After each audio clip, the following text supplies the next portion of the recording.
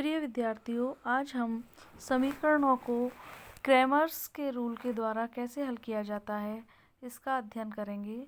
Cramer's के rule के द्वारा, क्रैमर्स के नियम के द्वारा हम रैखिक समीकरणों को हल कर सकते हैं।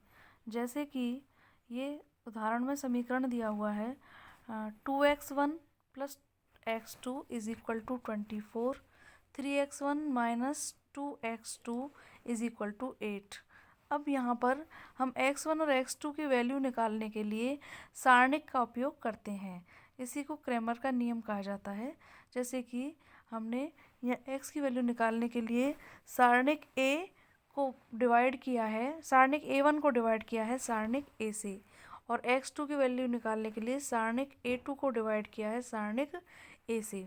सारणिक a निकालने के लिए हम सारणिक के अंदर समीकरणों में x1 और x2 के जो गुणांक हैं, पहले समीकरण में 2 और 1, और नीचे दूसरे समीकरण में जो x1 और x2 के गुणांक हैं 3 और 2, 3 और -2 को लेते हैं। तो इस तरीके से हमारा जो सारणिक a बनता है वो बनता है 2 1 3 -2। इसको हल करने के लिए हम इसका क्रॉस गुणा करते हैं 2 × -2, फिर इसमें से दूसरे क्रॉस गुणा को घटाते हैं 3 × 1, तो ये -4 - 3 हो जाता है = -7। इसी तरीके से सारणिक a1 बनाएंगे।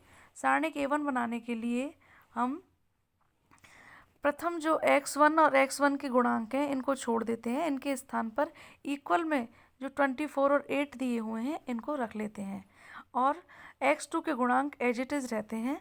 तो सारणिक a1 बन जाता है 24 8 1 -2।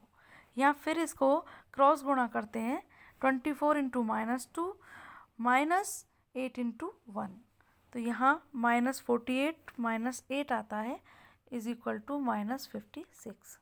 सारणिक a2 निकालने के लिए अब हम इक्वल में जो 24 और 8 हैं समीकरण में, इसको हम x2 के गुणांक के रूप में x2 के गुणांक के स्थान पर रख देते हैं और x1 के गुणांक एज इट इज़ रहने देते हैं।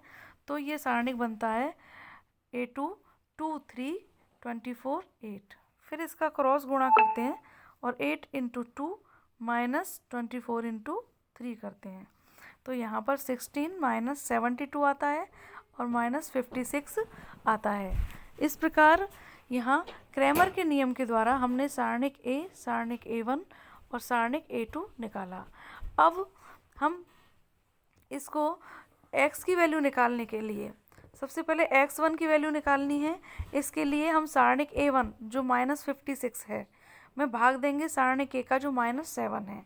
तो जब -56 में -7 का भाग देते हैं तो वो 8 आता है। तो इस तरीके से x1 की वैल्यू 8 आ जाती है। x2 की वैल्यू निकालने के लिए अब हम सारणिक a2 जो -56 आया है इसमें हम सारणिक a का भाग देते हैं -7, तो ये 8 आंसर आता है। तो इस तरीके से x1 और x2 की वैल्यू हमें प्राप्त हो जाती हैं। ये क्रैमर का नियम कहलाता है।